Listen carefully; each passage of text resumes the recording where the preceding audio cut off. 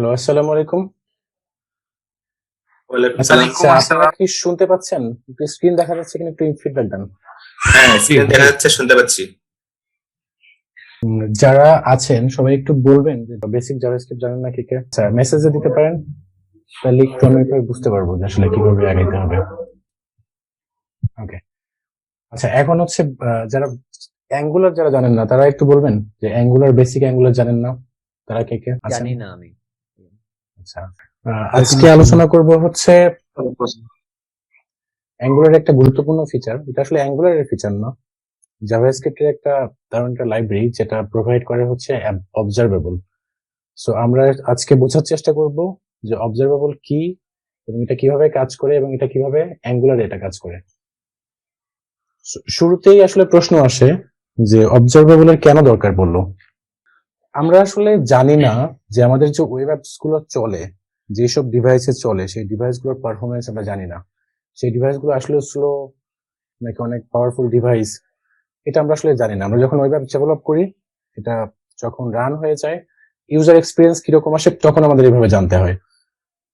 তো আমরা যে কোডগুলো লিখছি, এগুলো কি আমরা শিওর যে আমাদের কোডগুলো হচ্ছে অপটিমাইজড এবং আমাদের যা দরকার শুধু সেগুলো এক্সিকিউট হচ্ছে বা আননেসেসারি কোনো কাজ করছে না? আচ্ছা, আমরা কি প্রমিস ইউজ করছি যে এইচটিটিপি রিকোয়েস্ট গুলো হ্যান্ডেল করার জন্য বা অ্যাসিনক্রোনাস রিকোয়েস্ট গুলো হ্যান্ডেল করার জন্য? তাহলে আমার মনে হয় যে আমরা কিছু রিসোর্সের অপচয় করছি। এই ওয়েস্টিংটা আসলে প্রিভেন্ট করার জন্যই আসছে হচ্ছে অবজারভেবল, যদি আমরা একদম গোড়ার দিকে চিন্তা করি। সো আমি হচ্ছে মোহাম্মদ আনোয়ার হোসেন জীবন, সিনিয়র সফটওয়্যার ইঞ্জিনিয়ার এট কাজ সফটওয়্যার লিমিটেড। আজকে আমরা কথা বলবো যে কন্টেন্ট গুলো নিয়ে, সেগুলো হচ্ছে সিনক্রোনাস এবং অ্যাসিনক্রোনাস জাভাস্ক্রিপ্ট, আরএসজিএস কেন রিকোয়ার্ড, তারপরে আরএসজিএস টা কি, অবজারভেবল কি, এবং আমরা কিছু অপারেটর এবং সাবজেক্ট নিয়ে কথা বলবো এবং এগুলো আমরা ইমপ্লিমেন্ট করব ভ্যানিলা জেএস এবং অ্যাঙ্গুলার দুটোতেই। সো প্রথমেই আসি হচ্ছে আসলে সিনক্রোনাস এবং অ্যাসিনক্রোনাসটা কি জাভাস্ক্রিপ্টে।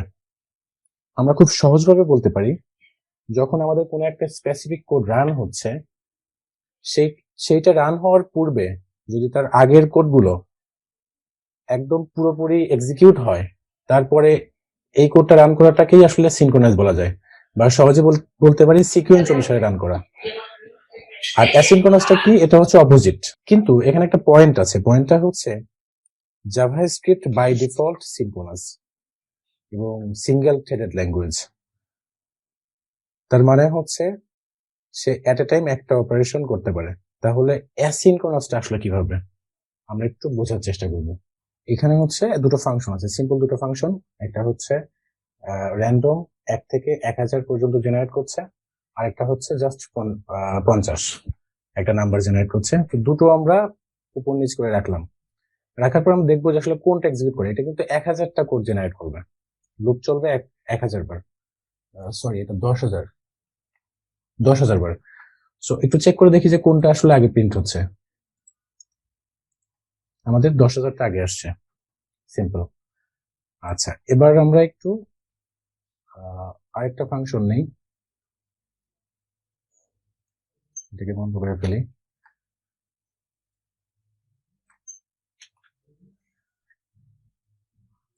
আমরা যদি এখন রান করি, তাহলে দেখতে পাচ্ছি যে এইখানে সিম্পল এই ফাংশনটা 43 ফাংশনটা একটা প্যারামিটার নেয়। সেই প্যারামিটারে আমরা আরেকটা ফাংশন পাস করলাম। তাহলে দেখা যাচ্ছে যে এই কোডটা আমার আগে এক্সিকিউট হওয়া দরকার, তারপর আমার এটা এক্সিকিউট হওয়া দরকার সিকোয়েন্স অনুযায়ী। সো তাহলে 3 এটার ইনপুট হিসেবে যাবে এবং 3 5 15 আউটপুট দিবে। আমরা দেখতে পাচ্ছি যে 15 আউটপুট দিয়েছে। সো দ্যাট মিনস আমাদের জাভাস্ক্রিপ্ট বাই ডিফল্ট সিনক্রোনাস। আচ্ছা, এখন অ্যাসিনক্রোনাসটা কিভাবে আসলো এটা যদি আমরা একটু দেখি। এখনো মানুষ জয়েন করছে, এই কোডটুকু দেখি। এখানে কি হচ্ছে, একটা নাম্বার ভ্যারিয়েবল ধরেছি এবং সেট টাইম আউট নামে একটা ফাংশনের মধ্যে দিয়ে আমরা এটাকে রান করছি এবং টাইম দিয়েছি মাত্র 0 সেকেন্ড, 0 মিলি সেকেন্ড। সো আমরা দেখবো এটার আউটপুটটা কি আসে। মেসেজে লিখে দাম তো যে আসলে এটার আউটপুট কত হবে, 100। আচ্ছা, কেন 100 আসলো? এখানে তো আমি প্রথমে আমি হচ্ছে নাম্বারটা ছিল 100, এটার সাথে আমি প্লাস প্লাস করেছি, এটা 1 বেড়ে গেছে, 101 হয়ে গেছে। তারপরে আমি প্রিন্ট করছি, তাহলে কেন এখানে 100 আসবে? দেখি আসলে 100 আসে কিনা। হ্যাঁ, 100 এসেছে। কেন এসেছে? আমার তো নাম্বারটা যোগ হওয়ার কথা ছিল আগে। আচ্ছা, কারণটা হচ্ছে যে এই স্ক্রিপ্ট গুলো সব সিনক্রোনাইজ চলছে, বাট এইটা আসলে অ্যাসিনক্রোনাস, এটা সিনক্রোনাস না। যদি আমি 0 সেকেন্ডও দেই, এটা আসলে এই বেস কোডের সাথে সিনক্রোনাইজ না। সো আমরা একটু পরের বার আরেকবার একটু দেখি। আমরা কি করলাম, সেকেন্ড টাইমে আরেকবার প্রিন্ট করলাম, যেটা আরেকটা টাইম আউট ফাংশনের মধ্যে, এবং থার্ড টাইমে আরেকবার প্রিন্ট করলাম তার বাইরে। তাহলে এটা কি হবে দেখি। প্রথমে 100 আসলো ফার্স্ট থেকে, এখান থেকে 100 আসছে। এবারে হচ্ছে থার্ড থেকে 100 চলে আসছে, থার্ড থেকে চলে আসছে, তারপরে গিয়ে সেকেন্ড এক্সিকিউট হয়েছে, এবং সেখানে আসলে 101। তার মানে হচ্ছে এই কোডটা এক্সিকিউট হওয়ার পরে সরাসরি এই কোডটা এক্সিকিউট হয়েছে, এইটার পরে তারপরে এইটা এক্সিকিউট হয়েছে, তারপরে গিয়ে এইটা এক্সিকিউট হয়েছে এবং এইটা এক্সিকিউট হয়েছে।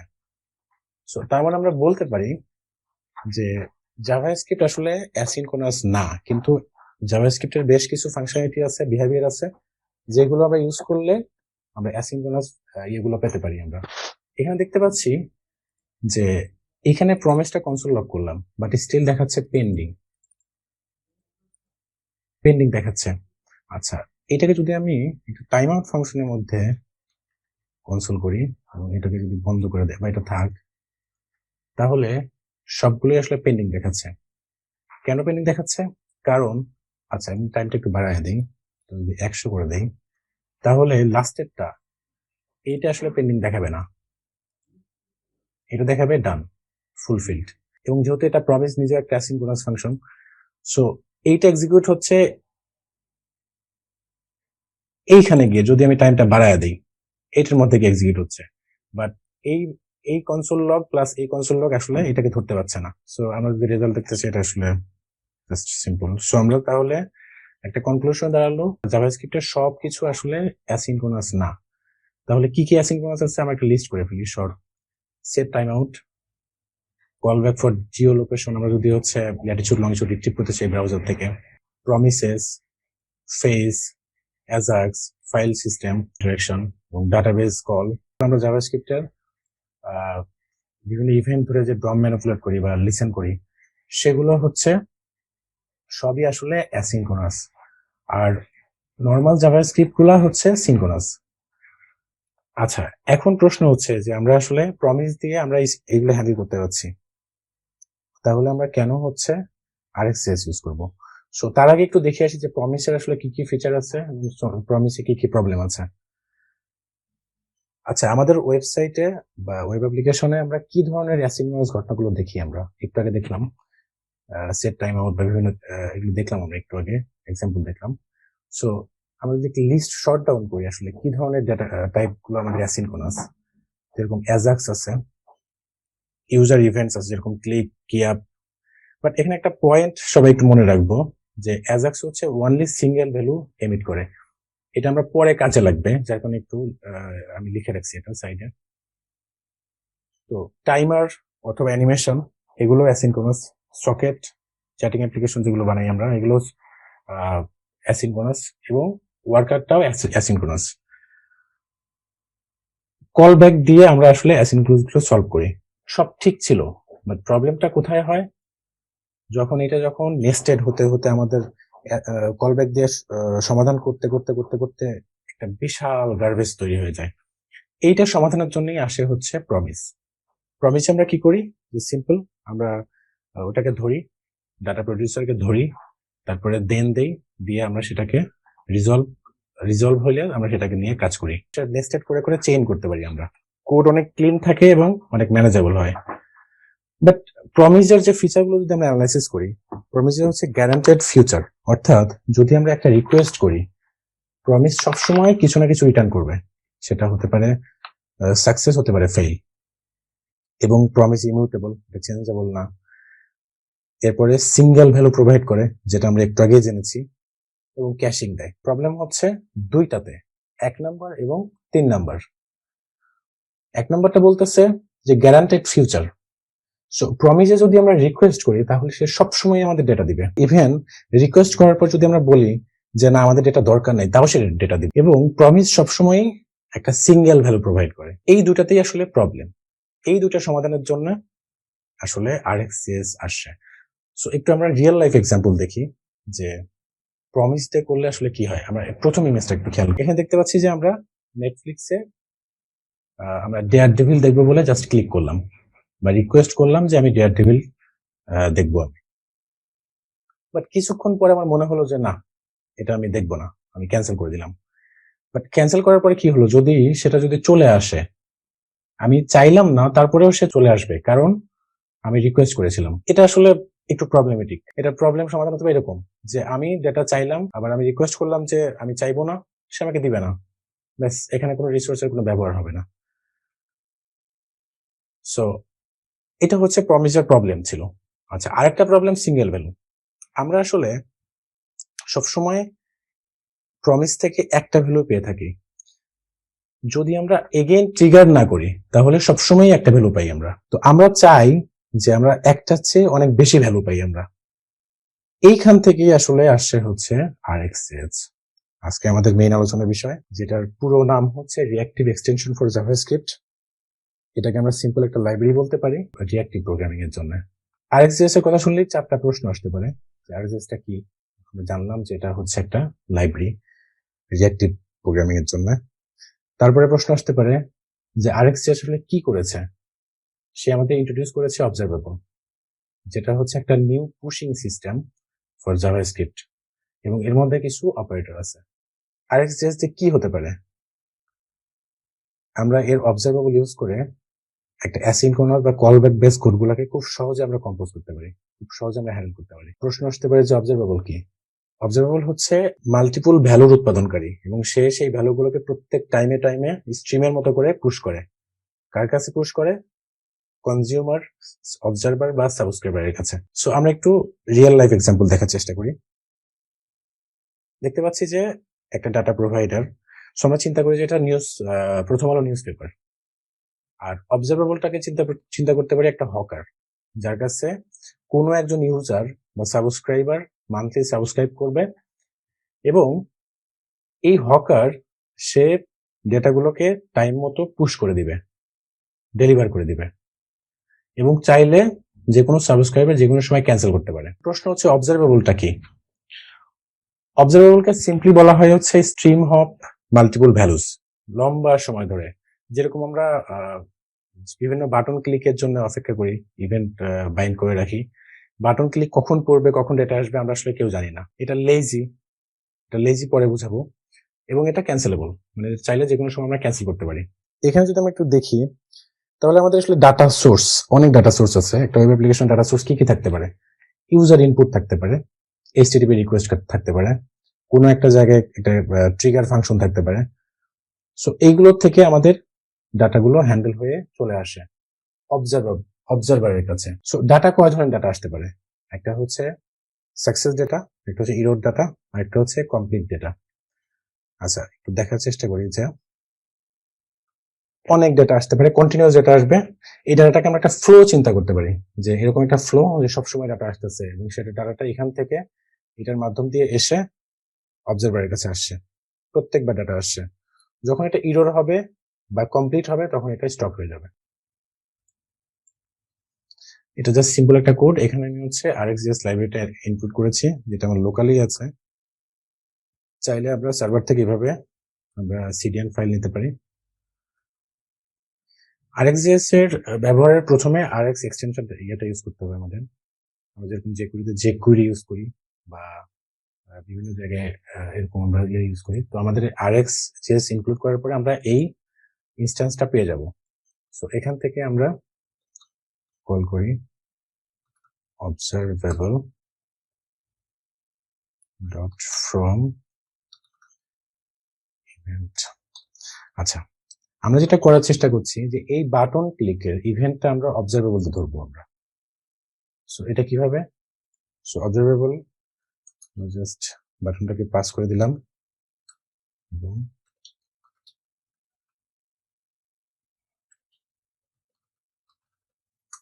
এবং এটাকে আমরা সাবস্ক্রাইব করব। সাবস্ক্রাইব করলে এটা দুটো প্যারামিটার, তিনটা প্যারামিটার আছে। আমরা প্রথম প্যারামিটারটা নিব, যেটাতে ভ্যালু পাবো আমরা।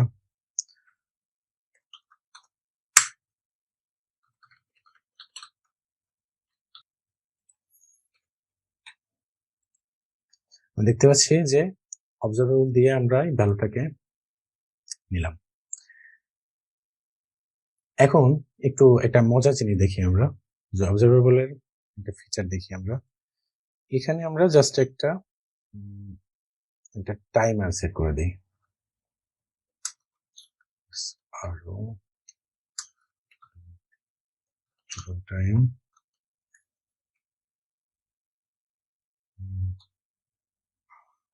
দিলাম। আমরা আগেও দেখছিলাম যে প্রত্যেক ক্লিকে ডাটা আসছে। আমরা অনেকবার ক্লিক করছি বা ডাটা আসছে না, তার মানে সেই 5,000 মিলি সেকেন্ড ওয়েট করে তারপরে সে আমাকে ডাটা দিবে। এখন ডাটা আসছে। সো আমরা কিন্তু এটা ইজিলি প্রিভেন্ট করতে পারছি RxJS দিয়ে, যে সে প্রত্যেকবার ক্লিক ইভেন্টটা ফায়ার করবে না বা ক্যাচ করবে না। একইভাবে আমরা এখানে ডিলে দিতে পারি, 100। প্রথমবার আসছে, পরের বার ডাটা একটু দেরি করে আসছে, একটু বাড়ায় দিলে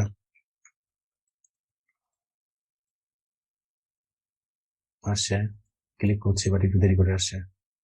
সো আমরা বিভিন্ন রকমের এরকম কাজ করতে পারি। একটা অবজারভেবল কাস্টম তৈরি করি, তৈরি করতে হয় rx.observable.create দিয়ে। সো এই অবজারভেবল এর মধ্যে তিনটা আইটেম আছে, তিনটা ফাংশন আছে। একটা হচ্ছে নেক্সট, একটা হচ্ছে এরর, আর একটা হচ্ছে কমপ্লিট। সো আমরা একটু দেখবো যে নেক্সট, এরর এবং কমপ্লিট এর কাজ কি। প্রথমে আমরা এগুলো একটু কমেন্ট করে দিই।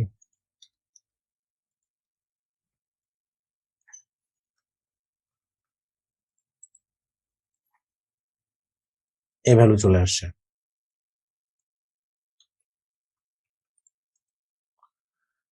আচ্ছা, যদি আমরা এরর থ্রো করি তাহলে কি হবে? কিছু আসেনি। কেন আসেনি? কারণ এররটা হচ্ছে সেকেন্ড প্যারামিটারে ধরতে হবে, যেটা সাবস্ক্রাইব ফাংশনের সেকেন্ড প্যারামিটার এররটা। যদি আমি এররটা ধরার চেষ্টা করি, এরর চলে আসে। সো একইভাবে তিনটা আছে, আর একটা হচ্ছে কমপ্লিট।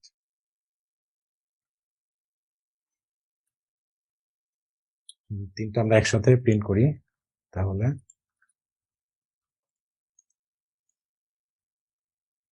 এট এ টাইম তিনটা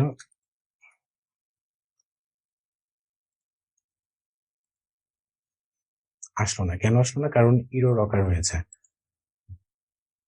আচ্ছা, আমাদের হচ্ছে বেসিক অবজারভেবল আমরা শিখে ফেললাম যে আমরা কিভাবে একটা অবজারভেবল তৈরি করব। আমরা একটা রিয়েল এক্সাম্পল দেখার চেষ্টা করি। আমার কাছে একটা অবজারভেবল আছে যেখানে দুইটা স্টেপ, একটা হচ্ছে ভ্যালু সেন্ড করা আর একটা হচ্ছে স্টপ করে ফেলা। আর আমার দুইজন সাবস্ক্রাইবার আছে, যারা কিনা এই অবজারভেবল যদি সাবস্ক্রাইব করে তাহলে তারা ভ্যালু পেতে থাকবে। তো প্রথমে আমরা দেখি যে যদি আমরা একটা ভ্যালু দিলাম 12 দিয়ে সেন্ড করলাম। আচ্ছা, একটু কোডটা দেখাই তাহলে আর একটু ক্লিয়ার হবে। 1 এবং 2 এরা এই ইভেন্টের উপর সাবস্ক্রাইব করে রাখছে, যদি ভ্যালু পায় তাহলে কনসোল লগ হবে। তাহলে আমরা একটু ওইখান থেকে দেখার চেষ্টা করি। সো সেন্ড করলাম, আসলে কেউ কোনো ভ্যালু পাচ্ছে না। কেন পাচ্ছে না? কারণ এখনো তারা সাবস্ক্রাইব করেনি। যদি কেউ সাবস্ক্রাইব করে, এখন যদি আমরা ভ্যালু পাঠাই, সো একজন ভ্যালু পাচ্ছে। যদি আমরা কমপ্লিট করে ফেলি তাইলে সে আর ভ্যালু পাবে না। এখন সেন্ড করলে আর ভ্যালু পাবে না। আবার একইভাবে যদি দুইজন সাবস্ক্রাইব করে, একজন দুইজন, তাহলে যদি ভ্যালু পাঠাই তাহলে দুইজন ভ্যালু পাবে। তার মানে এটা একটা ডাটা স্ট্রিমের মতো। সে যতক্ষণ সাবস্ক্রাইব করে থাকবে, সেটা একজন হোক, দুইজন হোক, 100 জন হোক বা 1000 জন হোক, যদি সাবস্ক্রাইব করতে থাকে প্রত্যেকবার ডাটা প্রডিউস হইলে তারা ডাটা পাবে। যতক্ষণ না পর্যন্ত কমপ্লিট হয়ে যাচ্ছে। সো আমরা বেসিক অবজারভেবলটা বুঝে ফেললাম। এখন একটু আমরা আসি আরেকবার। আচ্ছা, আমরা ইনস্টলেশনটা এটা দেখতে পারি এটা। আচ্ছা, এখন আমরা একটু যাবো হচ্ছে অ্যাঙ্গুলারে। অ্যাঙ্গুলারে অবজারভেবল কিভাবে দেখে বা কিভাবে আমরা ইউজ করতে পারি। এভাবে আমরা নোডজেস ইনস্টল করব, তারপরে হচ্ছে অ্যাঙ্গুলার সিলিং ইনস্টল করব, তারপরে আমরা এনজি নিউ প্রজেক্টের নাম দিলে অ্যাপ ক্রিয়েট হয়ে যাবে। তারপরে অ্যাপে ঢুকে আমরা এনজি সার্ভ দিলে অ্যাপটা রান হয়ে যাবে। আমি সব করে রাখছি, যার কারণে আমি ওগুলো যাচ্ছি না। অ্যাপটা রান করি।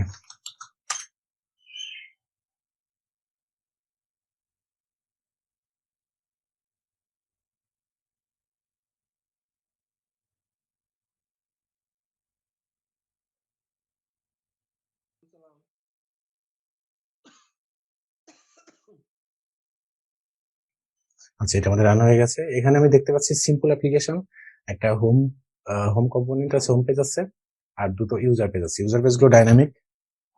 সোর্স কোডটা দেখাই। সিম্পল, এটার মধ্যে একটা হোম কম্পোনেন্ট, একটা ইউজার কম্পোনেন্ট, আর অ্যাপ কম্পোনেন্ট তো আছে। আমি দুটো কম্পোনেন্ট বানিয়েছি। সো হোম কম্পোনেন্টে গেলে আসলে কিছুই নেই, এইচটিএমএল এ। টিএসএও আসলে তেমন কিছুই নেই। আর ইউজার কম্পোনেন্টে গেলে এখানে জাস্ট আমি আইডিটা প্রিন্ট করেছি, এবং আইডিটা হচ্ছে আসে হচ্ছে এই যে রাউট প্যারাম থেকে। সো এটা একটা সিম্পল অ্যাপ্লিকেশন। আমরা একটু দেখি যে এখানে আসলে অবজারভেবল কিভাবে ইউজ করা যায়। আমরা আসলে প্রথমেই দেখতে পাচ্ছি যে আমাদের যে রাউট প্যারাম, এটা হচ্ছে একটা অবজারভেবল, যেটা অ্যাঙ্গুলারের বিল্ট ইন, যদিও কাস্টম অবজারভেবল, বাট এটা বিল্ড করা হয়েছে অ্যাঙ্গুলার বিল্ড করেছে এটা। সো এইখানে আমরা জাস্ট সাবস্ক্রাইব করলেই আমরা প্যারামিটার গুলো পেয়ে যাই। এই প্যারামিটার গুলো সেট হচ্ছে, এইখানে দেখি এই প্যারামিটার গুলো হচ্ছে রাউটার লিঙ্ক দিয়ে সেট হচ্ছে, যেটা ইউআরএল এর মধ্যে থাকছে।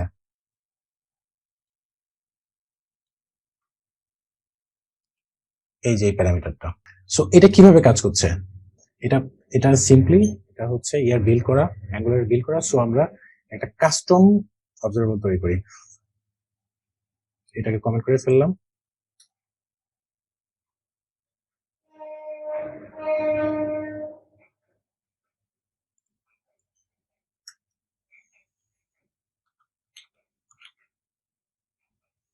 ইন্টারভালটাকে ইম্পোর্ট করে ফেললাম, অটো ইম্পোর্ট। দেন আমরা একটা টাইম সেট করে দিলাম 1000।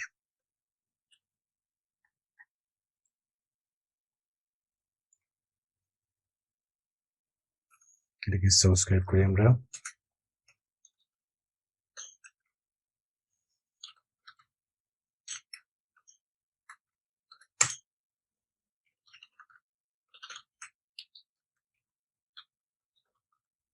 আচ্ছা, একটু আমরা ব্রাউজারে দেখে আসি কি অবস্থা।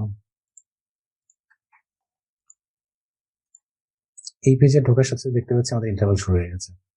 এটা কন্টিনিউয়াস, এটা আসবে 1000 পর্যন্ত। কিন্তু একটা জিনিস খেয়াল করার মতো, যে এখানে হচ্ছে প্রমিস বা অন্য কোনো রিকোয়েস্ট হ্যান্ডলার হলে একবারেই সে প্রিন্ট করে ছেড়ে দিত, বাট আমার ডাটাটা কন্টিনিউয়াস আসতে থাকতেছে। এখন একটা সমস্যা দেখি, আমরা পেজ 1 এ গেলাম, এটা স্টার্ট হয়ে গেল। আমরা আবার মুভ করে হোম পেজে চলে গেলাম, এটা চলছেই ব্যাকগ্রাউন্ডে।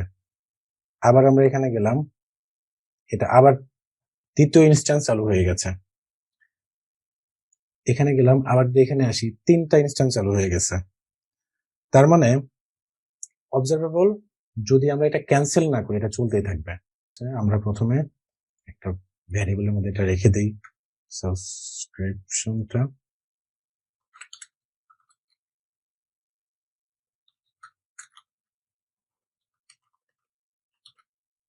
এটার টাইপটা হচ্ছে সাবস্ক্রিপশন। এটা ইম্পোর্ট হয়ে গেছে। দেন এটাকে আমরা স্টোর করলাম এটার মধ্যে।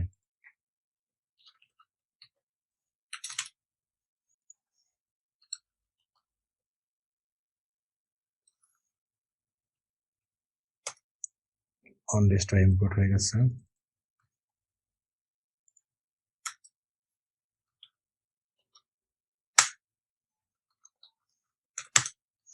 সিম্পলি আমরা দিস ডট আনসাবস্ক্রাইব।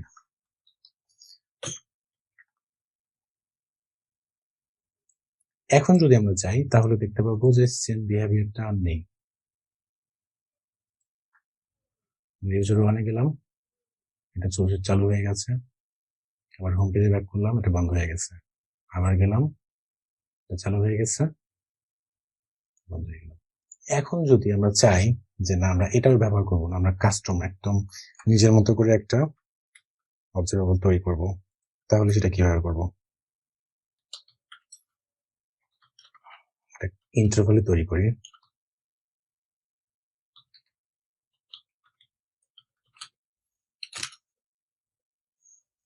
তখন আমাদের অবজারভেবল অপারেটরটা লাগবে।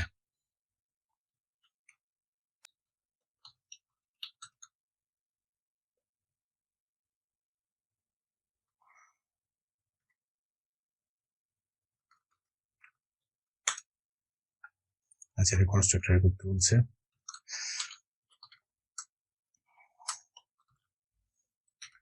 আমরা একটা কাউন্টার নিলাম, ইনিশিয়াল ভ্যালু 0, ইন্টারভাল সেট করলাম। ইন্টারভাল ফাংশনটা দুইটা প্যারামিটার নেয়, একটা হচ্ছে কলব্যাক, সো আমরা কলব্যাকটা নিলাম, আর সেকেন্ড প্যারামিটারটা হচ্ছে টাইমটা আমরা 1000 পর্যন্ত নিলাম। এই অবজারভারের মধ্যে আসলে আমাদের কাস্টম অবজারভারের দুইটা গুরুত্বপূর্ণ ফাংশন রয়ে গেছে, যেটা হচ্ছে নেক্সট, যেটা ভ্যালু এমিট করে, সো আমরা এমিট করলাম কাউন্ট। এখন আমরা এটাকে সাবস্ক্রাইব করব। কিভাবে করব? this dot first subscription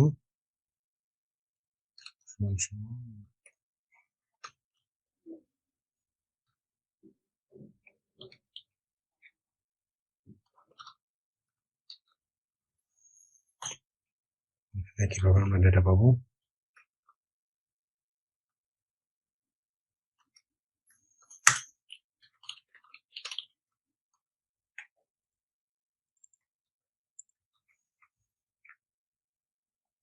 এটা এখানে ডিস্ট্রয় হয়ে যাচ্ছে। এটা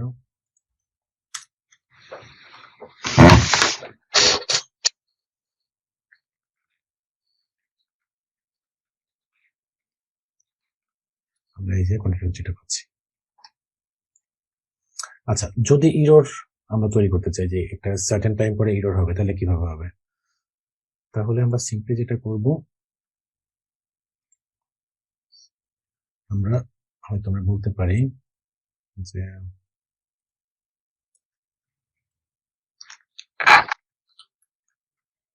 if count greater than 4 হয় তাহলে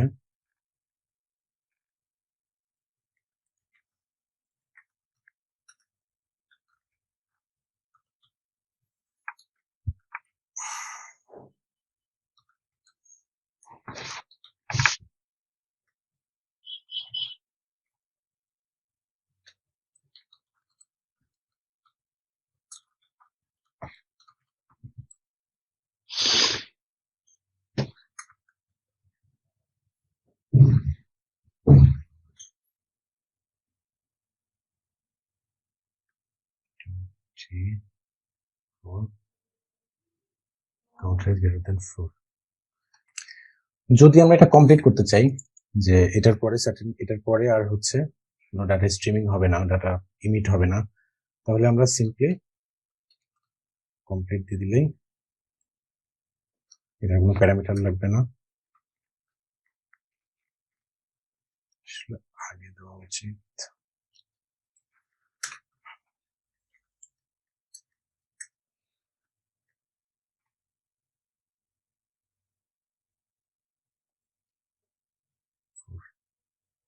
কোনো কিছু আসেনি, তার মানে এটা কমপ্লিট হয়ে গেছে, কোনো এরর না।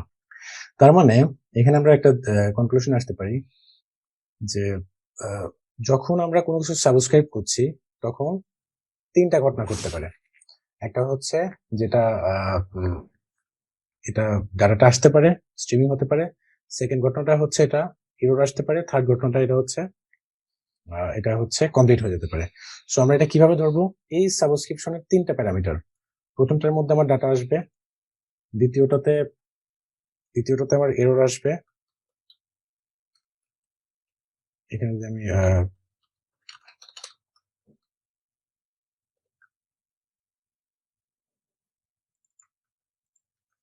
এবং তৃতীয় ইয়েতে আসবে হচ্ছে আমার কমপ্লিট।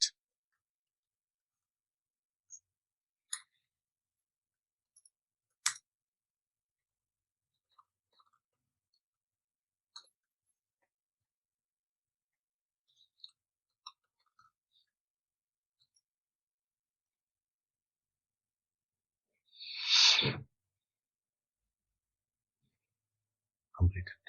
একইভাবে আমরা এরর তৈরি করলে এরর পাবো।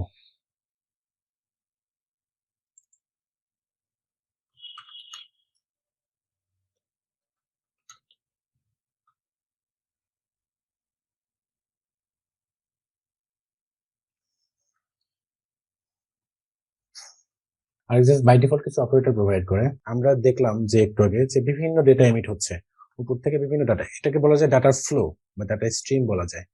অসংখ্য ডাটা আসছে, বিভিন্ন সময় ডাটা আসছে, বিভিন্ন কারণে ডাটা আসছে। তো ডাটা সরাসরি আসে সাবস্ক্রিপশন হয়ে অবজারভারের কাছে। যে সাবস্ক্রাইব করছে তাকে ডাটাগুলো পাঠানো হচ্ছে। এই অপারেটরটা হচ্ছে এই সাবস্ক্রিপশন আর অবজারভেবলের মাঝখানে আসে, যে আমি ডাটাটাকে ফিল্টার করে নিয়ে আসতে চাই বা একটা সার্টেন ডেটা নিয়ে আসতে চাই বা অনেকগুলো ডেটাকে আমি মার্জ করে নিয়ে আসতে চাই। এইসব বিভিন্ন কারণেই অপারেটরগুলো ব্যবহার করা হয়। সো অপারেটর 2 রকমের, একটা হচ্ছে পাইপেবল অপারেটর আর আরেকটা হচ্ছে ক্রিয়েশন অপারেটর, যেগুলো হচ্ছে যে আমরা একটু আগে ফ্রম ইভেন্ট তৈরি করেছিলাম। আচ্ছা, কারো কোনো বুঝতে কোনো সমস্যা হচ্ছে না তো? আমার একটা জিনিস জানা আছে Sure. যে ওই রিয়েক্টিভ এক্সটেনশন বলা হচ্ছে আরএক্স বা আরএক্স এর যত ইয়াগুলো আছে জাভা আরো রিয়েক্টিভ এক্সটেনশন বলতে আসলে এখানে কি বোঝানো হচ্ছে এখানে মানে আরো তো অনেক কিছু নাম দিতে পারতো, কিন্তু এটা এক্সটেনশন কি বলতে কি আচ্ছা। বোঝাচ্ছে? রিঅ্যাক্টিভ প্রোগ্রামিং এর একটা এক্সটেনশন এটা বোঝানো হয়েছে। কারণ আচ্ছা, এটাই আসলে এনাবল করতেছে আপনাকে রিঅ্যাক্টিভ প্রোগ্রামিং, এই জন্য এটাকে এক্সটেনশন বলা হচ্ছে। যেরকম আমরা ব্রাউজার এক্সটেনশন কি করি, আমরা ব্রাউজারের বিভিন্ন এক্সটেনশন ইউজ করে অ্যাডঅনস ইউজ করি, আমরা এগুলোকে অ্যাডঅনস এক্সটেনশন এগুলো বলা যায়। আচ্ছা, আচ্ছা। সো বেসিক্যালি আমাদের এখানে বলা হচ্ছে যে reactive extension of JavaScript. So আমরা যখন এক্সটেনশন বলি অফ সামথিং, মানে ওই সামথিং প্লাস আমাদের কোনো কিছু একটা সার্ভিস দেওয়া হবে। সো আমাদের আরএক্সএসটা আসলে জাভাস্ক্রিপ্টের একটা লাইব্রেরি, যেটা জাভাস্ক্রিপ্ট এ আমাদের রিঅ্যাক্টিভ ফিচারটাকে অ্যাড করতেছে। রাইট, এই জন্য mainly reactive Right. Extension of JavaScript বলা হচ্ছে। রাইট। আচ্ছা, আচ্ছা, ঠিক আছে, বুঝতে পারছি। Thank you.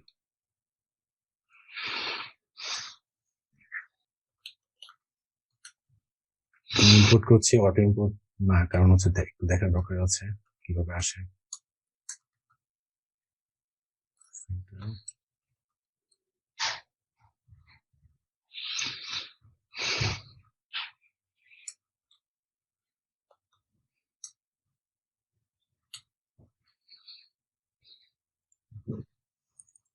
আচ্ছা, দুটো অপারেটর, আমরা অনেক অপারেটর আছে, আমরা দুটো অপারেটর নিয়ে চিন্তা করি। ম্যাপ, আমরা এই জায়গাতে একটা ফিল্টার এড করবো আর কি। এটা জাস্ট সাবস্ক্রাইবের আগে এটা করতে হয়। সো আমি এটা করলাম, সে আইটেমটাকে ইনপুট নেবে, প্রত্যেকটা আইটেমকে ইনপুট নেবে এবং সে কি করবে, জাস্ট আমরা আইটেমের সাথে 1 যোগ করে রিটার্ন করবো বা 3 যোগ করে রিটার্ন করবো।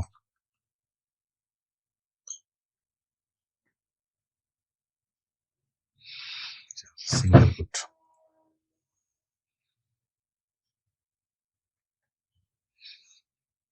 সো ও কি করবে, ও হচ্ছে পাইপেবল অপারেটর হবে। আচ্ছা, এটা পাইপেবল হবে, রাইট। হ্যাঁ, কে বলেছেন পাইপেবল অপারেটর হবে? জি, আমি ফরিদুল হাসান।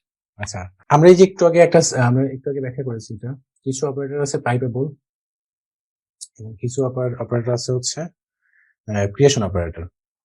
সো আমরা পাইপ ধরে মাল্টিপল অপারেটর চাইলে অ্যাসাইন করতে পারি। আমরা চাইলে এটার সাথে পাইপের মধ্যে পাইপটা হচ্ছে জাস্ট অনেকগুলো অপারেটর বা অনেকগুলো অপারেশনকে একটা লাইনে জুড়ে দেয়। সো আমরা যদি এখন আউটপুটটা খেয়াল করি তাহলে দেখতে পাবো যে হচ্ছে 3 আসছে, তার মানে প্রত্যেকটা আইটেমের সাথে 3 যোগ হয়ে আসছে। এভাবে আমরা অপারেটরগুলো ইউজ করতে পারি।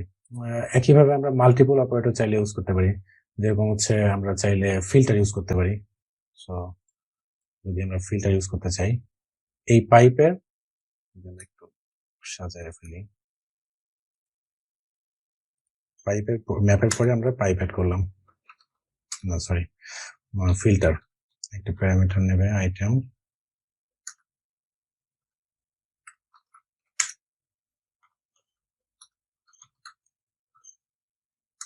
রিটার্ন যদি হচ্ছে আইটেম >0 হয়, ঠিক আছে। যদি 0 হয় মানে এটা ফিল্টার। আচ্ছা আমি ব্র্যাকেটটা দেই, সবার বুঝতে সুবিধা হবে।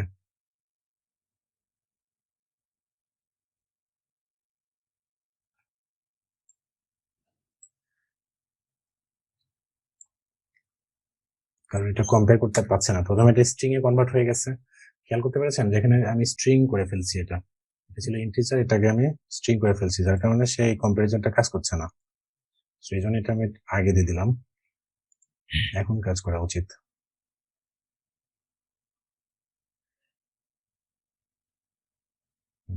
2 3। এইভাবে আমরা এই পাইপের মধ্যে দিয়ে আমরা অনেকগুলো অপারেটর পাস করতে পারি। এই লিংকে গেলে আপনি দেখতে পারবেন কত অপারেটর আছে, 4টার মতো। না না না না, হ্যাঁ এগুলোর মতো না, না। অনেক অনেক অপারেটর। অনেক অপারেটর আছে। আচ্ছা, আচ্ছা। আপনি ওই যে একটু আগে দেখালাম আমি ক্লিক, জি। একটা টাইম পর্যন্ত সে ধরে রাখছে, আপনাকে ক্লিক করতে জি, জি। দিচ্ছে না। দিলে দেখালাম একটু আগে শুরুর দিকে যে একটা নির্দিষ্ট সময় পরে ডেটা আপনাকে দিচ্ছে। এরকম লাইক অনেক operator আছে। ডিবাউন্স, ডিলে, থ্রটল টাইম, হ্যাঁ, অনেক আছে এগুলো। এখন আমরা আসি হচ্ছে সাবজেক্ট। আরেক যে আছে আরেকটা গুরুত্বপূর্ণ জিনিস, অবজারভেবলের মধ্যে একটা গুরুত্বপূর্ণ জিনিস হচ্ছে সাবজেক্ট। সাবজেক্ট আসলে কি? আমরা যদি এক পাশে অবজারভেবল আর এক পাশে সাবজেক্ট রাখি তাহলে পার্থক্যটা কোথায়? আসলে দুটো প্রায় সেমই, বাট অবজারভেবলটাকে আমরা প্যাসিভ বলতে পারি। কেন প্যাসিভ? কারণ অবজারভেবলের ডাটা জেনারেট বা ডাটা প্রডিউস করবে অন্য কেউ, এটা আপনার কোনো হ্যান্ডেল নেই। আপনি হয়তো কোডের মধ্যে অবজারভেবল কোডের মধ্যে থাকবে, যেরকম আমরা একটু একটা কোডের এক্সাম্পল যেটা দেখলাম, এখানে যদি আমরা চিন্তা করি যে এখানে এই যে ডাটা প্রডিউস হচ্ছে, এখানে এই কোডের মধ্যে ডাটা প্রডিউস হচ্ছে, বাট বাইরে থেকে ইনপুট দেওয়ার কোনো সুযোগ নেই। সো এই ইনপুট ফ্যাসিলিটিটা নিয়েই আসছে হচ্ছে সাবজেক্ট। সো সাবজেক্টের একটা এক্সট্রা মেথড আছে বলা যায়, এক্সট্রা মেথডটা হচ্ছে নেক্সট। এই এক্সট্রা একটা মেথডের জন্যই এটার গুরুত্ব একটু বেশি। গুরুত্ব বেশি বলতে আমরা এই পারপাসটা সার্ভ করতে পারি, যেটাকে অ্যাক্টিভ বলা যায়, যে আমি নিজে এটাকে কোন একটা আউটসাইড থেকে ডাটা আমি পুশ করতে পারি। আচ্ছা, এটা একটা স্পেশাল টাইপের অবজারভেবল বলতে পারি আমরা। এবং এই অবজারভেবল এই সাবজেক্টের মধ্যে 4 রকমের সাবজেক্ট আছে। একটা হচ্ছে সাবজেক্ট, শুধু সাবজেক্ট, একটা হচ্ছে বিহেভিয়ার সাবজেক্ট, একটা হচ্ছে রিপ্লাই সাবজেক্ট, একটা হচ্ছে অ্যাসিং সাবজেক্ট। আচ্ছা, একটু আমরা এবার ভ্যানিলা জাভাস্ক্রিপ্টে ফেরত যাব। আমরা শুরুতে একটা এক্সাম্পল দেখেছিলাম, সেই এক্সাম্পল একটু ফেরত যাব। আমরা সাবজেক্ট বুঝতে হলে এটা একটু ভালোভাবে খেয়াল করতে হবে। আমরা এখানে ইউজ করবো প্রথমে সাবজেক্ট। একটা হচ্ছে একটা ভ্যালু সেন্ডিং, একটা বাইরে থেকে ভ্যালু পুশ করা, আর একটা হচ্ছে কমপ্লিট স্টেট, মানে ডিফাইন করা যে এটা এই অবজারভেবলটা কমপ্লিট হয়ে গেছে। আর 2 জন সাবস্ক্রাইবার আছে আমাদের এখানে। সো আমাদের এখানে টেক্সট ফাইল, এটা 2টা বাটন আর 2টো সাবস্ক্রাইবার। সো আমরা কি করছি, আমরা প্রথমে করছি কি, তিনটাকে আমরা সবগুলোকে ধরছি, আমরা ধরে নিয়ে সবগুলোকে আমরা ভ্যারিয়েবল অ্যাসাইন করলাম। অ্যাসাইন করার পরে আমরা একটা সাবজেক্ট ডিক্লেয়ার করলাম, যেটা হচ্ছে আরেক্সের একটা সাবজেক্ট। সো এটা ডিক্লেয়ার করার পরে এখন আমি কি করতে যাচ্ছি, এখন আমি এই সেট ভ্যালু বাটনে ক্লিক করার সাথে সাথে আমি সাবজেক্ট দিয়ে তার নেক্সট যে ভ্যালুটা কি হবে সেটাকে আমি পাস করতে পারছি। সো যারা একে সাবস্ক্রাইব করবে তারা এই ভ্যালুটা পাবে। আমি চাইলে এখানে ইরর পাস করতে পারি, আবার চাইলে আমি কমপ্লিট স্ট্যাটাস দিতে পারি যেটা কমপ্লিট হয়ে গেছে। So, এটার কোনো প্যারামিটার নেই। সো আমি তিনটার যে কোনো একটা স্টেপ পাস করতে পারি। সো এই কাজটাই আমি কমপ্লিটের কাজটাই করেছি পরের বাটনে, এই বাটনটাতে।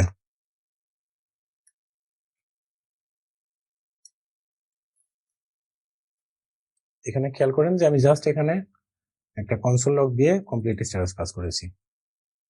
এখন আমরা দেখতে পেলাম যে এটাতে যদি কেউ যদি হচ্ছে ভ্যালু সেন্ড করে, আসলে এটা সাবস্ক্রাইব হয়ে আছে, ভ্যালু সেন্ড করে কেউ আসলে ভ্যালুটা পাচ্ছে না, কারণ হচ্ছে এখনো কেউ সাবস্ক্রাইব করেনি। সাবস্ক্রাইবটা কিভাবে হচ্ছে? সো আমরা যদি দেখি যে একটা সাবস্ক্রিপশন দেখি, পরেরটা দেখা দরকার নেই। আমরা জাস্ট একটা বাটন ইভেন্টে আমরা এই সাব ওয়ানের কাছে সাবস্ক্রাইব হচ্ছি, যেটা হচ্ছে একটা সাবজেক্ট একটা observable but subject observable. So এটার কাছে যখন সাবস্ক্রাইব হচ্ছে তখন সেই ডাটাটা পাচ্ছে কন্টিনিউয়াস ভাবে। সো আমি যদি হচ্ছে সাবস্ক্রাইব করে সেই ভ্যালুটা পাচ্ছে। কিন্তু একটা জিনিস খেয়াল করেন যে আমি যখন সাবস্ক্রাইব করছি তখন আমি ডাটা পাচ্ছি না। আমি আরেকবার একটু দেখাই। ইনি অলরেডি 2 বা 10 সেন্ড করলো, ডাটা স্ট্রিমে 10 পাস করে দিল, বাট এই ভদ্রলোক এসে সাবস্ক্রাইব করলো, বাট সে ডাটা পাচ্ছে না। এটা হচ্ছে সাবজেক্টের বৈশিষ্ট্য। যদি আমি এখানে যদি হচ্ছে বিহেভিয়ার সাবজেক্ট ইউজ করি এটার পরিবর্তে,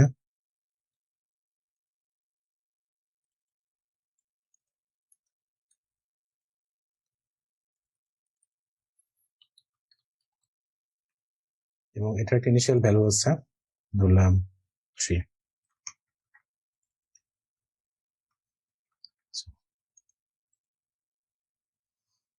এখন যদি কেউ সাবস্ক্রাইব করে সে আসলে একটা ইনিশিয়াল ভ্যালু পেয়ে যাবে, বাট সাবজেক্টে পাচ্ছিল না এটা।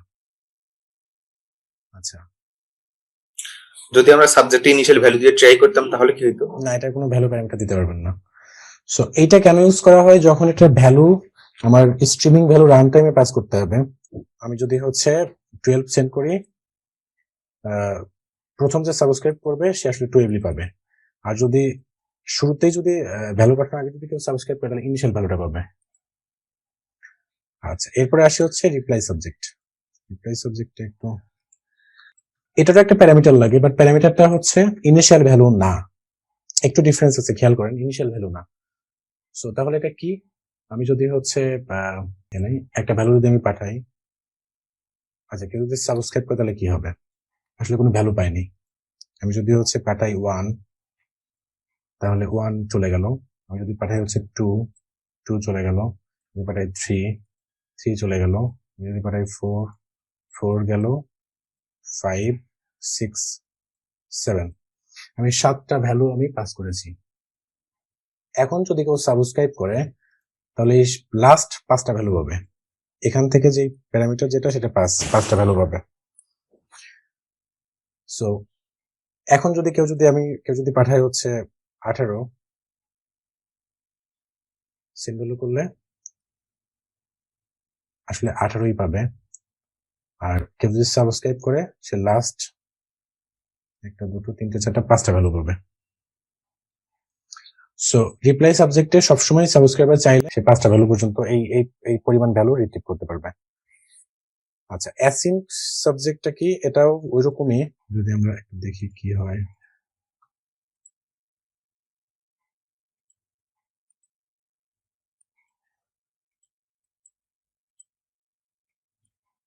এখন যদি আমি কমপ্লিট দিই তাহলে সে ভ্যালুগুলো পাবে। অ্যাসিনক্রোনাসে যেটা হয় যে আমার সবগুলো ভ্যালু হচ্ছে সে ধরে রাখে, যখন এটা ক্লোজ হয়ে যায় তখন সে ভ্যালুগুলোকে সব পাস করে। আচ্ছা, এই পুরো স্টেপে আমি একটা জিনিস মিস করে গেছি, সেটা হচ্ছে কমপ্লিট ফাংশনের ব্যাপারটা আমি মিস করে গেছি। আমি একটু আবার রিমাইন্ড করি হচ্ছে বিহেভিয়ার সাবজেক্ট দিয়ে, শুধু বিহেভিয়ার সাবজেক্ট দিয়ে রিমাইন্ড করি। সো যদি আমি ভ্যালু পাঠাই কেউ সাবস্ক্রাইব করে, এখন যদি স্টপ করে দেই, এখন আসলে সেন্ড করলেও ডাটা যাবে না। সো আমরা তার মানে বুঝতে পারি যে কমপ্লিট স্ট্যাটাসে চলে গেলে এই সাবস্ক্রাইবটা আসলে বন্ধ হয়ে যাবে। সো আমাদের যেই ডিফল্ট অ্যাঙ্গুলারের যে ফাংশনটা দেখেছিলাম আমরা, যেটা হচ্ছে এটা হচ্ছে one kind of complete statement অ্যাঙ্গুলারে সেট করে দেওয়া আছে, যার কারণে এটাতে ডাটা একবার এমিট হওয়ার সাথে সাথে এটা কমপ্লিট হয়ে যাচ্ছে। একইভাবে HTTP রিকোয়েস্ট যেগুলো আছে সেগুলো সব ডাটা আসার সাথে সাথে এটা কমপ্লিট হয়ে যাচ্ছে, যার কারণে অনেকেই কোশ্চেন করে যে কি ব্যাপার, এখানে তো আমি ডাটা কন্টিনিউয়াস পাচ্ছি না, আমি ডাটা, অথবা হচ্ছে আমি একটা HTTP রিকোয়েস্ট করলে তো ডাটা কন্টিনিউয়াস পাচ্ছি না। এর কারণটা হচ্ছে HTTP রিকোয়েস্টের যে অবজারভেবল তৈরি করা আছে সেটা হচ্ছে একেবারে কমপ্লিট স্টেট দিয়ে দেওয়া আছে, অর্থাৎ ডাটা আসলে এটা কমপ্লিট ইরর অথবা মানে ইরর হোক আর ডাটা আসুক কমপ্লিট স্টেটে চলে যায় এটা। আচ্ছা, এইগুলো নিয়ে কারো কোনো কোশ্চেন আছে এই সাবজেক্ট নিয়ে? আমার একটা কোশ্চেন ছিল, not related subject but RxJS observable subject actually. So আমরা একটা সময় অ্যাঙ্গুলারের সাথে রিডাক্স ইউজ করতাম, যেন আমরা স্ট্রেট ধরে ধরে থাকতে পারি, বাট আমরা এখন সাবজেক্ট ইউজ করে কি সেই রিডাক্স ইউজটা কি রিমুভ করে দিচ্ছি? আচ্ছা, রিডাক্সটা ইউজ করা হতো কেন, সিনক্রোনাস নাকি অ্যাসিনক্রোনাস অপারেশনের জন্য? ওইটা অ্যাকচুয়ালি আমরা রিডাক্স ইউজ করতাম ওয়ান পেজ থেকে অ্যানাদার পেজ আমরা স্ট্রেট পাস করার জন্য। So, স্টেট পাস করার জন্য এটা ডেফিনেটলি হচ্ছে এখন আমরা- সিনক্রোনাস, বাট হ্যাঁ। আপনার হচ্ছে অ্যাসিনক্রোনাস অপারেশনের জন্য রিডাক্সের কি ফ্যাসিলিটি আছে কোনো ফ্যাসিলিটি? আপনি জানেন না যে এখানে কখন সে ভ্যালু পাস করবে। এই যে আপনি সাবস্ক্রাইব করে বসে আছেন, আপনি নিজেও জানেন না যে এটা কত সময় পরে সে ভ্যালু পাস করবে, ভ্যালু আসবে কিনা আদৌ। অ্যাসিনক্রোনাস আপনাকে এটা হ্যান্ডেল করতে হবে, তখনই আসলে রিডাক্সের দিয়ে আসলে পারপাসটা আপনি সার্ভ করতে পারবেন না। তখন আপনাকে নিয়ে আসতে হবে প্রমিস অথবা হচ্ছে অবজারভেবল কল ব্যাক। ওকে, ওকে, আর আচ্ছা আমরা একটু ব্যাক করি। আরেকটা জিনিস, এখানে তো 4 প্রকারের সাবজেক্ট, হ্যাঁ, তো এখানে আমরা বিগিনাররা আসলে কিভাবে ধরতে পারি যে আসলে রিয়েল রিয়েল কেসের ক্ষেত্রে কোন সাবজেক্টটা কোন জায়গায় ইউজ হইতে পারে, বা এই আচ্ছা। জিনিসটা আমাদের মাথায় কিভাবে ঢুকতে পারে? আচ্ছা, আপনি এখন ধরেন হচ্ছে আপনার দুইটা কম্পোনেন্ট আছে বা দুটো পেজ আছে, জি, আপনি দুটোর মধ্যে ডাটা শেয়ার করবেন। সো ডাটা শেয়ার করবেন রিয়েল টাইমে, অর্থাৎ এক জায়গায় ক্লিক করলে এটাকে দুটো পেজ চিন্তা করেন, জি। লেয়ারটা দুটো পেজ আলাদা পেজ চিন্তা করেন জি, বা জি। আলাদা কম্পোনেন্ট চিন্তা করেন। জি। এখন আপনি এইখান থেকে এখানে ডাটা পাস করবেন কিভাবে? আপনি ডাটা পাস করতে পারেন ইভেন্ট দিয়ে। ইভেন্ট এমিটর নামে একটা অপশন আছে, জি। অ্যাঙ্গুলারে বিল্ট ইন আছে ইভেন্ট এমিটর। আপনি ইভেন্ট দিয়ে পাস করতে পারেন, যেভাবে আমাদের ক্লিক ইভেন্ট কাজ করে ব্রাউজারে। সো আপনি এখানে ক্লিক করলে আপনি জাস্ট একটা সার্ভিস দিয়ে, সার্ভিসটা হচ্ছে ডিপেন্ডেন্সি ইনজেকশন যে ফ্যাসিলিটিটা আছে, জি। সার্ভিসের লেয়ার ধরে আপনি এখান থেকে ডাটা সার্ভিসে পাঠাবেন, সার্ভিস থেকে আপনি এখানে পেজে ইভেন্টটাকে পাস করবেন। সো এটা একটা ওয়ে, আপনি ইভেন্ট এমিটর দিয়েও করতে পারেন। একই কাজ আপনি সাবজেক্ট দিয়ে করতে পারেন। আপনি এখান থেকে আপনি একটা সার্ভিসের মধ্যে আপনি এই ইয়েটা তৈরি করে রাখলেন, তৈরি করে রাখার পরে সেকেন্ড পেজ থেকে আপনি চাইলে ওইখানে ট্রিগার হলে আপনি এটা রেসপন্স পাবেন। এই যে একটু আগে দেখলেন যে এখানে ভ্যালু পাঠানোর সাথে সাথে যারা যারা সাবস্ক্রাইব করে আছে, সবাই ডাটা পাচ্ছে। জি। আর আপনি কখন কোনটা ইউজ করবেন, এই চারটার মধ্যে হ্যাঁ। কখন কোনটা ইউজ করবেন, এটা ডিপেন্ড করবে হচ্ছে যে আপনি আসলে কি টাইপের ডেটা। যেরকম একটা উদাহরণ দিই, যে ইউজারের কিছু ডেটা আপনি রাখতে যাচ্ছেন, ইউজার লগ ইন করার সাথে সাথে কিছু ডেটা আপনি একটা সার্ভিসের মধ্যে রাখতে যাচ্ছেন। সো একটা পেজে যাওয়ার পরে আপনি চাচ্ছেন যে কিছু ডেটা থাকবে, মানে ইউজারের যেরকম ইউজার ডেটাগুলো থাকবে, সে আসলে এই ডেটাগুলো হচ্ছে, এটা শুধু আমি ভ্যালুতে দেখাইছি, একটা অবজেক্ট থাকবে, এরকম একটা জি, অবজেক্ট থাকবে, জি। যে ধরেন ইউজার নেম সরি জি, জি। এই ভ্যালুগুলো থাকবে। তো প্রত্যেক পেজে গিয়ে আপনি যদি সাবজেক্ট ইউজ করেন ডাটা পাস করার জন্য, তাহলে কিন্তু এই এক্সিস্টিং একটা ডাটা পাচ্ছেন না আপনি। জি, জি। তখন তাহলে আপনি behavior কিন্তু ওইখানে বিহেভিয়ার সাবজেক্টটা জি। গুরুত্বপূর্ণ। জি, আবার সাবজেক্টটা কখন গুরুত্বপূর্ণ, যে আপনি একটা পেজে ক্লিক করলেন, বা দুটো কম্পোনেন্ট আছে পাশাপাশি, একটা কম্পোনেন্টে ক্লিক করলেন, এখানে ক্লিক করলেন, এখানে হয়তো একটা আপনার গেমস অথবা একটা কিছু একটা স্টার্ট হবে, তখন তো আপনার আসলে ডাটা হোল্ড করা দরকার নেই, তাই না? জি, জি। আবার একইভাবে রিপ্লেস সাবজেক্ট, যে আপনার লাস্ট 5টা হিস্ট্রি আপনাকে রাখতে হবে, তখন আপনি রিপ্লেস সাবজেক্ট ইউজ করবেন। আচ্ছা, আমি স্যার এখান থেকে একটা replace প্রশ্ন দিচ্ছি। ছিল, হ্যাঁ শিওর স্যার। এই সাবজেক্টের ক্ষেত্রে ওদের ডকুমেন্টেশনে বলতেছে যে subject can be multicast, sorry, হ্যাঁ, হ্যাঁ, এইখানে মাল্টিকাস্ট কিভাবে হইতেছে স্যার?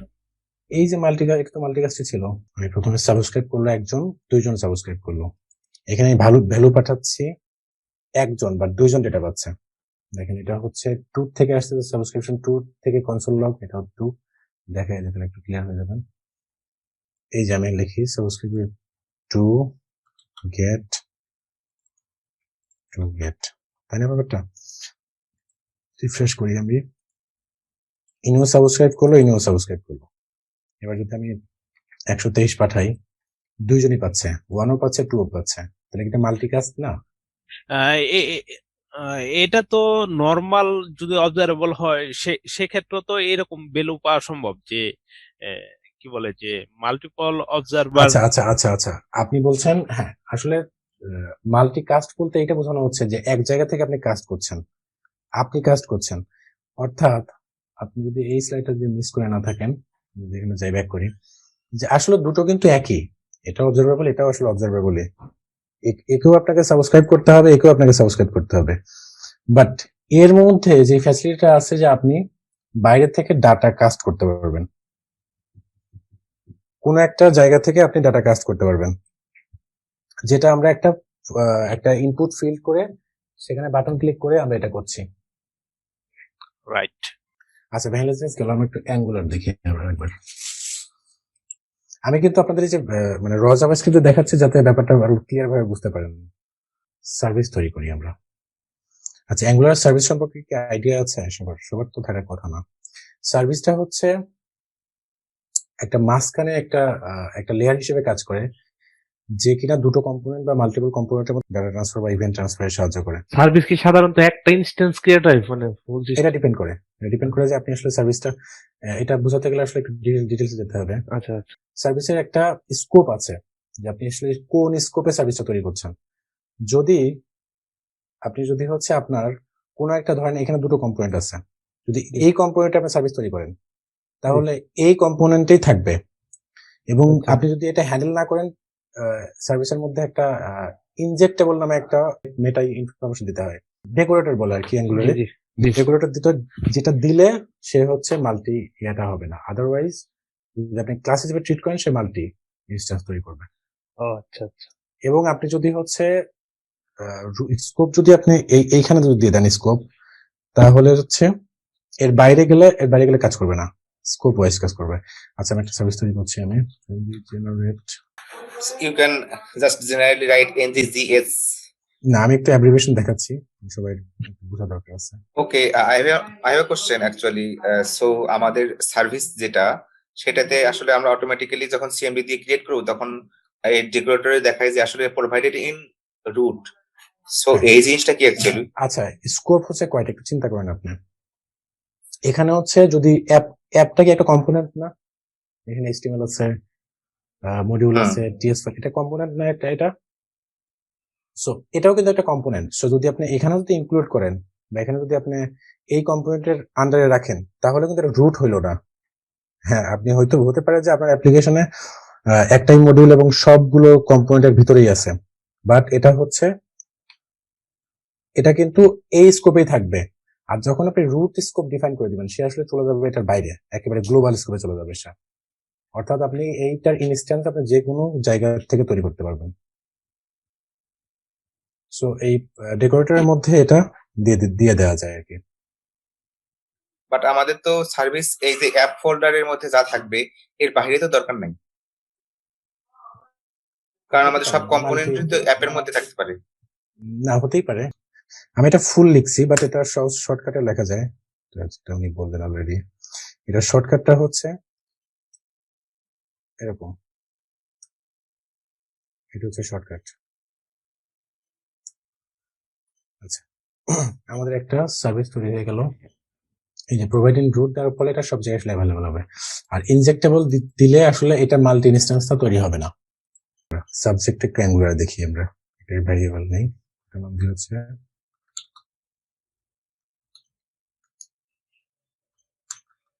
অ্যাক্টিভেমিটার, যেটার নিউ সাবজেক্ট ইনপুট হয়ে গেছে, সাবজেক্ট টাইপটা দিয়ে হচ্ছে বুলিয়ান।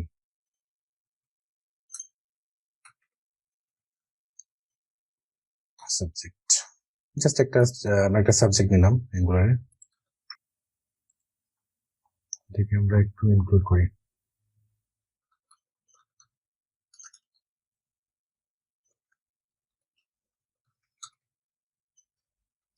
আচ্ছা, এটাকে আমরা ইম্পোর্ট করলাম। আমাদের ডিপেন্ডেন্সি ইনজেকশনের মাধ্যমে এটার হচ্ছে ইনস্ট্যান্স তৈরি করতে হবে।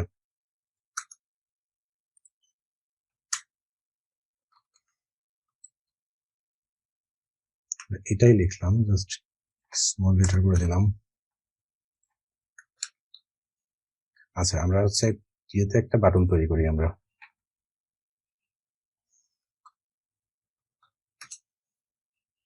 বাটন distribute class use করি btn success।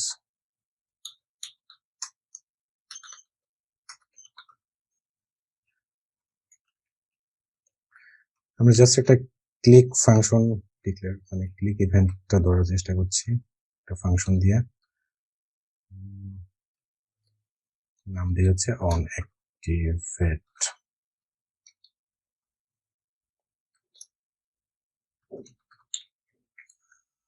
আচ্ছা, এটাকে আমরা একটু ডিক্লেয়ার করে আসি।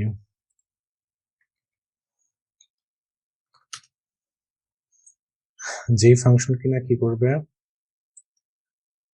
জাস্ট হচ্ছে ইউজার সার্ভিসটাকে ইউজ করবে। আমরা একটু আগে ইউজার সার্ভিসটাকে দেখতে পেয়েছেন, এখানে লোড করেছি আমরা। সো ইউজার সার্ভিস ডট ওইটার যে অ্যাক্টিভ এটা আছে ওইটাকে নেক্সট করবে, ট্রু দিয়ে। সো আমাদের ইউজার কম্পোনেন্ট থেকে ক্লিক করলে জাস্ট আমাদের এই ইউজার সার্ভিসের মধ্যে এটা ট্রিগার হবে এবং এখানে একটা ভ্যালু পাস হবে ট্রু। আচ্ছা, এবার এটাকে আমরা রিসিভ করব হচ্ছে অ্যাপ কম্পোনেন্ট থেকে। জাস্ট আমরা একটা ইনপুট নেই,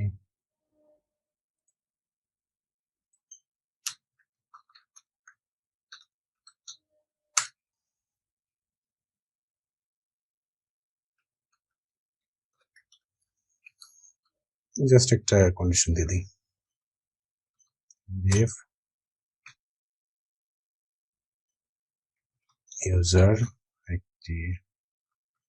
activated, জাস্ট চেক করবো আমরা, যদি অ্যাক্টিভেটেড করে থাকে তাহলে অ্যাক্টিভেটেড। সো এটা একটু আমরা অ্যাপ কম্পোনেন্ট ধরার চেষ্টা করি। এটা হচ্ছে বুলিয়ান,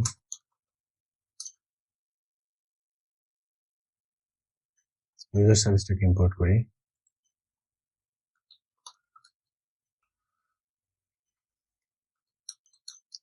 ফ্রম আমাদের সেম লোকেশনেই আছে ইউজার সার্ভিস। আচ্ছা, সরি। একইভাবে আমরা একটু একটা ইনস্ট্যান্স তৈরি করি।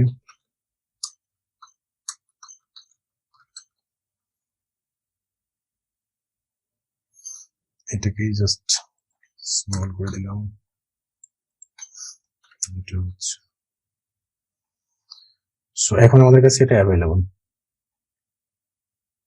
সো আমরা এটা সাবস্ক্রাইব করব হচ্ছে, একটু খেয়াল করেন যে আমাদের হচ্ছে এটা তৈরি করা আছে হচ্ছে ইউজার সার্ভিসের মধ্যে, আর ট্রিগার হবে হচ্ছে ইউজার কম্পোনেন্ট থেকে, আর আমরা এটা ধরবো হচ্ছে অ্যাপ কম্পোনেন্ট থেকে, আর শো করবো app component HTML।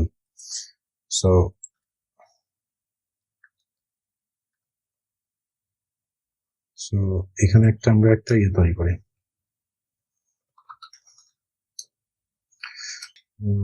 Activated subject নাম দিলাম। এটা অ্যাক্টিভেটেড হয়ে গেছে। এটার টাইপটা হচ্ছে subscription.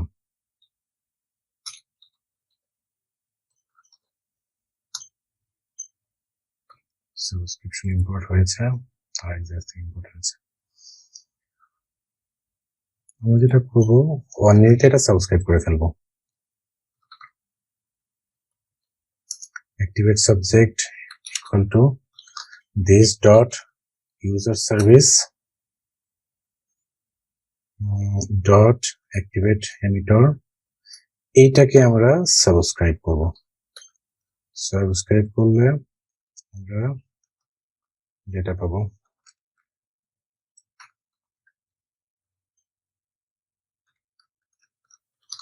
this dot user activated সমান data, এটাকে আমরা অন ডেস্ট্রয় শেষ করে দিব। এটা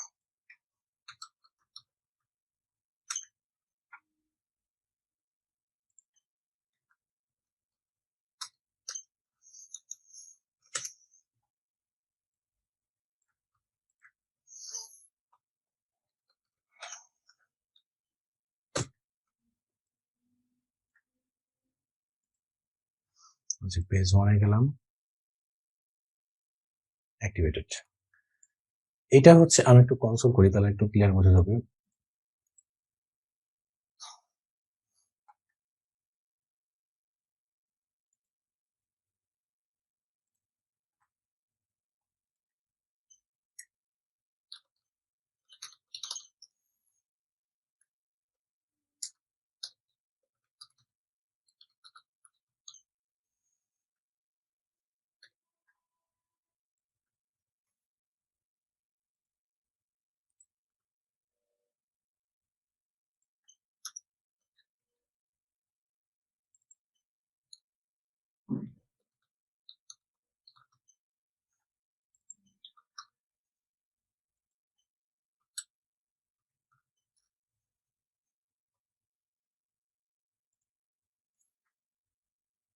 সো যদি এখানে ক্লিক করি, ইউজার ক্লিক করছে এবং সাবস্ক্রাইবার এই টুটা পাচ্ছে। এটা কিভাবে কাজ করছে যদি একটু দেখি আমরা। আমাদের হচ্ছে অ্যাঙ্গুলারের যে সার্ভিস সিস্টেম আছে, যে সার্ভিস আমরা একটা তৈরি করে ফেলেছি, যেটার একটা ডেকোরেশন থাকে ইনজেক্টেবল প্রোভাইডিং রুট, মানে এটা সব জায়গা থেকে পাবে। আর এখানে আমরা একটা RxJS এর একটা সাবজেক্টটা নিয়ে একটা এমিটর তৈরি করেছি, যে সাবজেক্টটা হচ্ছে আমার ইনপুটটাকে ধরে নিয়ে সাবস্ক্রাইবারদের কাছে পাঠিয়ে দিবে, যারা যারা এটাকে সাবস্ক্রাইব করবে তাদের কাছে পাঠিয়ে দিবে। সো এই সার্ভিসকে এইখানে যে এমিট করছে হচ্ছে ইউজার অন ক্লিকে এই তার কম্পোনেন্ট থেকে অন ক্লিকে সেটাকে কল করে ডাটাটা চলে যাচ্ছে, আবার চলে যাচ্ছে সাবস্ক্রাইবারের সার্ভিসের কাছে। সার্ভিসের এইখান থেকে আবার যারা যারা সাবস্ক্রাইব করেছে, যেমন অ্যাপ কম্পোনেন্ট সাবস্ক্রাইব করেছে, যারা যারা সাবস্ক্রাইব করছে তারা আবার এই ডাটাগুলোকে পাচ্ছে। সো এখানে কোনো কোশ্চেন কারো, কিভাবে আমরা একটা কাস্টম সাবজেক্ট দিয়ে কাস্টম ট্রিগার গুলোকে আমরা হ্যান্ডেল করতে পারি, অবজারভেবল করতে পারি? No, it's pretty clear. বুঝিনি। হ্যালো, বললাম কোশ্চেন না, এটা বেশ ক্লিয়ার। আচ্ছা, এখন আমরা একটু ব্যাকে চলে যাই, একেবারে ব্যাকে চলে যাই শুরুর দিকে। যে আমরা জানি না যে ডিভাইস গুলো কতটা হাই কোয়ালিটির হবে ইউজারের, কোন ডিভাইস খারাপ হতে পারে, কোন ডিভাইস ভালো হতে পারে, বাট আমাদের কোড লেখার সময় সবসময় খেয়াল রাখতে হবে যে আমরা কোনো আননেসেসারি কোড এক্সিকিউট করছি কিনা। সবচেয়ে বড় ভয়ের ব্যাপারটা হচ্ছে রিকোয়েস্ট করলে সেটাকে আর কোনো ক্যান্সেলেবল করার কোনো সুযোগ থাকে না। RxJS হচ্ছে এটাকে প্রিভেন্ট করতে পারে। তাহলে আমরা এখন বুঝতে পারলাম যে এটা RxJS দিয়ে করলে আমরা কি কি ফ্যাসিলিটি গুলো পেতে পারি। আর এখানে আরেকটা ব্যাপার ছিল RxJS এর, সেটা হচ্ছে যে এখানে 3 নাম্বার ব্যাপারটা এখন একটু খেয়াল করি। অবজারভেবল হচ্ছে লেজি বলতে আসলে কি বোঝাচ্ছে? লেজি বলতে বোঝাচ্ছে যে আমি যদি একটা এই অবজেক্টের কথা চিন্তা করি, অ্যাপ কম্পোনেন্টের কথা চিন্তা করি, আমি আমার কাছে এই যে সাবজেক্টটা রয়ে গেছে,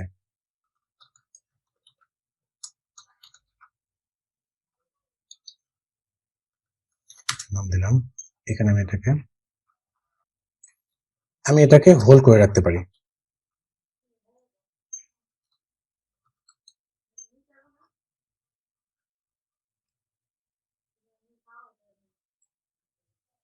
এটাকে আমরা হোল্ড করে রাখতে পারি। সো আমরা যেটা করতে পারি, ট্রিগার সাবজেক্টকে এইখান থেকে আমরা সাবস্ক্রাইব করতে পারি, অর্থাৎ সাবস্ক্রাইব করলে আসলে সেম জিনিসটাই পাবো আমরা। সো তার মানে হচ্ছে যে আমরা হচ্ছে এই এমিটারটাকে লেজির মধ্যে ফেলে রাখতে পারি, যে আমার যেটা যখন দরকার, যে সিনারিটা দরকার সেটা আমি এটাকে হ্যান্ডেল করতে পারি, আমি সেখানে আমি সাবস্ক্রাইব করতে পারি, এবং যখন দরকার না টুক করে আমি এটাকে আনসাবস্ক্রাইব করে ফেলতে পারি। এই যে এই ফ্যাসিলিটিটা, এই যে ধরে রাখা, স্টেটটাকে ধরে রাখা, এটাই হচ্ছে লেজি বলা হয়। কিন্তু আমরা যদি প্রমিসে দেখি, প্রমিসে আমাদের নতুন করে ট্রিগার করতে হয়, আদারওয়াইজ এটা লেজি হয় না, বা আমরা এটাকে কন্ডিশনের মধ্যে ফেলে একটা সার্টেন টাইম পরে এটা সাবস্ক্রাইব হবে, এটা আমরা করতে পারি। সো এই স্টেটটাকে আমরা ধরে রাখতে পারি, So, যার কারণে এটাকে বলা হয় লেজি। আচ্ছা, আমি অলমোস্ট শেষ করে ফেলেছি। আর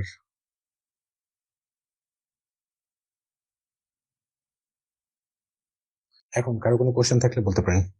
শুনতে কি না, সমস্যা হচ্ছে? না সমস্যা হচ্ছে না। আরেক জিনিসটা আমরা কিভাবে মানে ভালোভাবে আসলে ধরতে পারি, এটা একটু কার্ভ, মানে এটা একটু লার্নিং কার্ভ মনে হচ্ছে মানে একটা ধরতে গিয়ে আরেকটা ধরতে পারি না, মানে একটু কেমন কেমন লাগে এটা আচ্ছা, একটু। আরএক্সজেএস এর যদি আপনি সহজভাবে চিন্তা করেন, আরএক্সজেএস এর মধ্যে কি কি আছে, যদি এই স্লাইডটা খেয়াল করেন, এটা খেয়াল করলে বুঝতে পারবেন। দেখেন, একটা হচ্ছে অবজারভেবল, যেটা হচ্ছে ডাটা সোর্স, জি, আর একটা হচ্ছে অবজারভার, জি, যে হচ্ছে সাবস্ক্রাইবার বা যে ডাটাটাকে নিতে চায়। এই দুটোই আসলে মেইন ফিচার আরএক্সজেএস এর। এবং কি কি ডেটা আসলে সে অবজার্ভ করে, সে হচ্ছে event, SAB request, trigger data বা বিভিন্ন অ্যাসিনক্রোনাস ডেটাগুলোকে সে এটাকে ধরতে পারে, সে সেটাকে ম্যানেজ করে। সো অবজারভারের প্রয়োজন অনুসারে ডাটাগুলোকে প্রোভাইড করা হয়। এখন অ্যাসিনক্রোনাস আপনার অ্যাপ্লিকেশনের মধ্যে অসংখ্য আছে। একটু আগে আমরা দেখলাম যে ক্লিক করছে এক জায়গায়, বাট এটা এখানে ক্লিক করলে আরেক জায়গায় গিয়ে এটা দুই কম্পোনেন্ট, তাই না? জি, এটুকু হচ্ছে ইউজার কম্পোনেন্ট, আমরা ডাটাকে পাস করতে পারছি। এইচটিটিপি রিকোয়েস্ট আমরা হ্যান্ডেল করতে পারছি, অপারেটরস, যেগুলো খুবই হ্যান্ডি এবং খুবই ইউজফুল। আপনি প্রত্যেকটা ইভেন্টের সাথে এটাকে ইউজ করতে পারবেন, অনেক জি। অপারেটর আছে। সো আমার মনে হয় যে ডকুমেন্টেশন দিলে একটু লাইভ, আসলে ওয়েবিনারে তো এত ডিটেলস বলা যায় না, জি, জি, জি। যতটুকু সম্ভব। আপনার আর কোনো স্পেসিফিক কোশ্চেন আছে? আহ, আচ্ছা, মানে আজকে যে ওয়েবিনারটা মাত্র হচ্ছে এখনো, তো এটার মানে আপনাদের ডেভ স্কিল থেকে এটার মানে ফিউচার কোনো প্ল্যান আছে কিনা, অ্যাঙ্গুলার কিংবা অবশ্যই অবশ্যই অ্যাঙ্গুলার কিংবা আরেক যে ফিউচার প্ল্যান আছে, কানেক্টেড থাকেন ডেভিসকের সাথে। আমরা কি নেক্সটে আর অ্যাঙ্গুলার আর এক্সজেএস এগুলোর উপর আর কোনো ওয়েবিনার পাবো? কানেক্টেড থাকেন, সামনে অনেক ওয়েবিনার পাবেন। কোনটা কখন আসে এটা পেজে কানেক্টেড থাকেন বা পেজে। ভাই স্পেসিফিক্যালি অ্যাঙ্গুলার নিয়ে আপনাদের কোনো প্ল্যান আছে ফিউচারে, শুধুমাত্র অ্যাঙ্গুলারটা নিয়ে? হ্যাঁ, প্ল্যান আছে। আপনি কানেক্টেড থাকেন, আপডেট দেয়া হবে। আসলে এখন কিছু বলতে পারছি না আমি। ও আচ্ছা, ঠিক আছে, বুঝতে পেরেছি। ঠিক আছে, তাহলে আজকের ওয়েবিনার শেষ করছি। তো ভাইয়া thank you for the thank you সবাইকে। আর ইনফরমেটিভ। হ্যাঁ, অনেক অনেক ধন্যবাদ, অনেক কিছু লার্ন করতে পারছি আজকে। ওকে, আল্লাহ হাফেজ, ভালো থাকবেন সবাই। আসসালামু আলাইকুম। ওয়ালাইকুম আসসালাম, আল্লাহ হাফিজ।